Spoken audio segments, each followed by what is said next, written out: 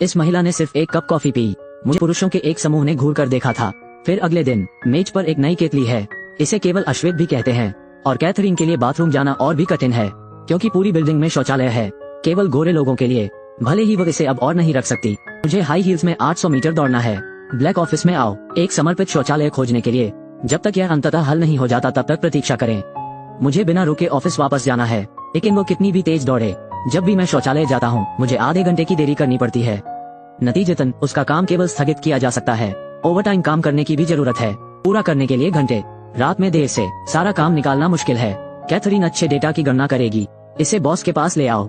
Boss ने देखा तक नहीं, इसे सीधे कूड़ेदान में फेंक दें क्योंकि स्पेस फ्लाइट डेटा हर समय बदल रहा है।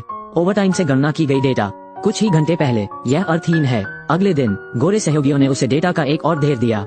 उसे खोलने पर ही पता चला उपरोक्त महत्वपूर्ण डेटा काली पट्टी द्वारा कवर किया गया है, जबकि साथियों का कहना है मैंने उसे सिर्फ दिखाने के लिए दिया था।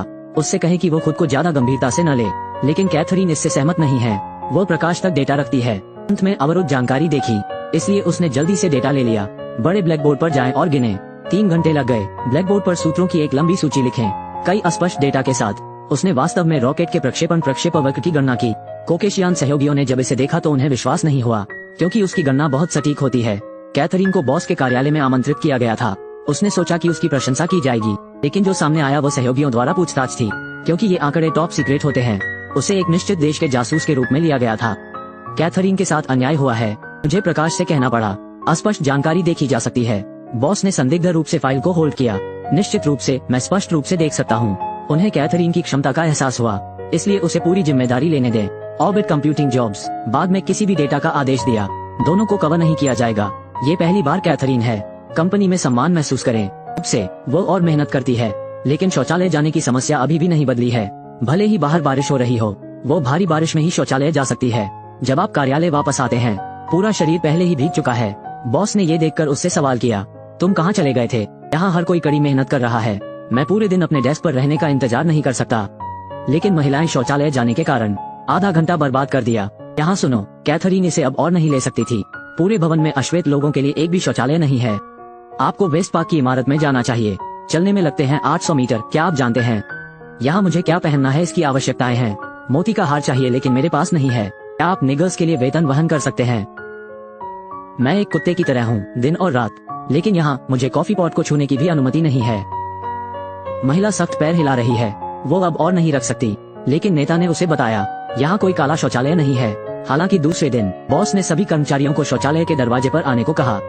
काले व्यक्ति को दूसरी तरफ रख दें। इसके बाद लोहे की रॉड लें। महिला शौचालय के लिए संकेत मार। फिर उसने सारे स्टाफ को बताया शौचालय पेशाब करने की जगह है। ऊंच नीच का कोई भेद नहीं है। यहाँ नासा रंग की परवाह किए बिना पेशाब। इसके बाद कैथरीन को फिर कभी शौचालय नहीं जाना पड़ा। भारी बारिश में 800 मीटर चल रहा है। कॉफी के लिए और अधिक लालसा नहीं। और एक काला व्यक्ति पानी का जग ले आओ। अब कोई चिंता नहीं। कैथरीन अधिक गंभीरता से काम करती है। उसका लक्ष्य अमेरिका को एक बनाना है, अंतरिक्ष में पहला देश। लेकिन लंबे समय बाद नहीं। यूएसएसआर ने सबसे पहले रॉकेट लॉन्च किया था। सोवियत कॉस्मोनॉट यूरी गगारिन इतिहास के पहले व्यक्ति भी बने। इस परिस्थितियों का सामना करना पड़ रहा है। पूरी दुनिया दिन रात ओवरटाइम करने लगी रॉकेट लॉन्च होने तक, ताकि वे काम से छुट्टी लेकर घर आ सकें। लेकिन इस समय कैथरीन ने स्पेस फ्लाइट डेटा की खोज की। हर समय बदल रहा है।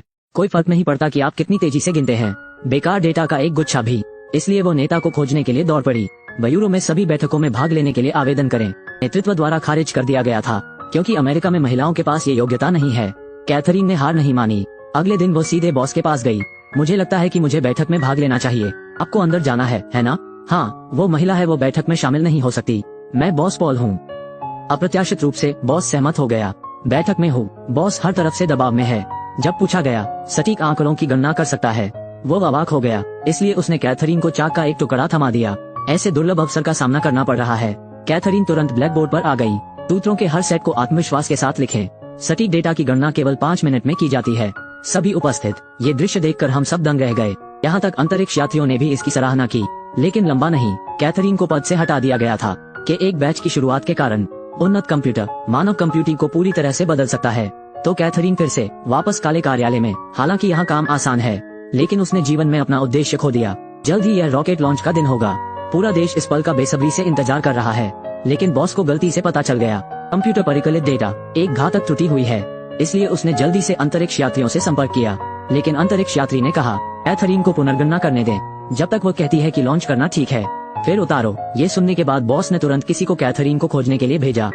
फिर सहायक डेटा लेता है। ब्लैक ऑफिस में आओ। कैथरीन ने कलम उठाई और गिनने लगी। बिना किसी झिझक के 5 मिनट से भी कम समय में गणना की गई। फिर उसने परिकलित डेटा लिया। मुख्यालय जाओ, बैठक कक्ष के दरवाजे पर आओ। डेटा सहकर्मियों द्वारा लिया गया था, लेकिन उसे लौटा दिया गया बस जब वो खो गई थी और जाने के लिए तैयार थी। बॉस ने अचानक उसे रोक दिया और एक टोकन निकालो। कैथरीन को अंदर जाने दें और इतिहास को एक साथ देखें। इसके बाद रॉकेट को सफलतापूर्वक लॉन्च किया गया और सफलतापूर्वक फ्लाइट ट्रैक में प्रवेश किया। कैथरीन को भी फिर से मुख्यालय में स्थानांतरित कर दिया गया। अब से कैथरीन लगभग शामिल हो गई। हर प्रमुख अंतरिक्ष कार्यक्रम, अमेरिकी अंतरिक्ष अन्वेषण के लिए महान योगदान देना। 1960 के दशक में अमेरिका हर कोई अश्वेत महिलाओं के साथ भेदभाव करता है। जब भी कोई खास वीआईपी मिलने आता है, उन्हें दूर खड़े होकर देखना पड़ता है। भले ही आप करीब आना चाहते हो, गोरे सहयोगियों द्वारा रोका जाएगा। भोजन करते समय भी साथ ही गोरे लोगों से अलग होने की पहल करें। कभी भी साथ बैठकर खाना नहीं खाना चाहिए। लेकिन ये 3 काली लड़कियां देना नहीं चाहता। अपने प्रयासों से यथास्थिति को बदलने का निर्णय लें। जल्द ही मैरी को प्रमोशन मिल गया। इंजीनियरिंग विभाग में काम करने के लिए नियुक्त किया गया। लेकिन यह नए विभाग में सिर्फ पहला दिन है। वहाँ एक दुर्घटना थी। गलती से जूते फर्श पर फंस गए। प्रयोगशाला में सफेद आदमी, लेकिन उसकी उपेक्षा करो। सीधे मशीन शुरू की? बिल्कुल नहीं। उसने बस अपने जूते उतारे और लैब में भाग गई। कांच के माध्यम से भागों को हर जगह उड़ाते हुए देखें। यदि आप अभी भी अंदर हैं, जा सकता है। प्रयोग समाप्त होने के बाद अगुआ ने यूं ही मरियम की परीक्षा ली। उम्मीद नहीं थी। नेतृत्व संबंधी समस्याओं का सामना करना पड़ रहा है। मरियम ने उन सब का उत्तर दिया। अगुआ ने मैरी में एक फायदा देखा। महिला इंजीनियर बनने के लिए उसे प्रशिक्षित करना चाहते हैं। मैरी ने मना कर दिया। सर, मैं सिर्फ एक अश्वेत महिला हूँ। ये बिल्कुल असंभव है। मेरे माता पिता दोनों यहूदी हैं। वे सभी शिविर में मर गए। लेकिन अब मैं अत्याधुनिक अंतरिक्ष यान के नीचे खड़ा हूँ और ये दूर अंतरिक्ष में उड़ने वाला है। नेताजी की बातें सुनने के बाद मैरी ने असंभव को लेने का फैसला किया। लेकिन अगले दिन उसका आवेदन खारिज कर दिया गया था। हालांकि वो डबल मास्टर डिग्री है, लेकिन यह आवेदक पद से मेल नहीं खाता। स्कूल जाने की जरूरत है। फिर से कोर्स करें, लेकिन यह अनुशासन। अश्वेत महिलाएं अध्ययन करने के योग्य नहीं है। मैरी ने हार नहीं मानी। वो मुकदमा दर्ज कराने के लिए सीधे कोर्ट चली गई। अगले दिन अदालत में मैरी ने न्यायाधीश से कहा, शुरू से आखिर तक अपनी त्वचा का रंग बदल नहीं सकता और अब उसके पास कोई विकल्प नहीं है। केवल इतिहास में प्रथम बनने का प्रयास कर सकते हैं। अंत में न्यायाधीश ने उसकी अपील को मंजूरी दे दी। ये बात है, मैरी सफलतापूर्वक संयुक्त राज्य अमेरिका के इतिहास में पहली बार बनी। अपनी कक्षा में प्रवेश करने वाली पहली अश्वेत महिला। इतना ही नहीं, ग्रेजुएशन के बाद उन्होंने फिर से इतिहास रच दिया। पहली अश्वेत महिला इंजीनियर बने। भविष्य के अंतरिक्ष कार्यक्रम में भूमिका निभाने के लिए और एक और अश्वेत महिला, रोजी, जब पर्यवेक्षक का पद रिक्त हो, पहल की। भले ही नेता अपनी त्वचा के रंग के कारण उसे पूर्ण पर्यवेक्षक के रूप में पदोन्नत करने से इनकार कर दिया, उसने ये जिम्मेदारी नहीं छोड़ी।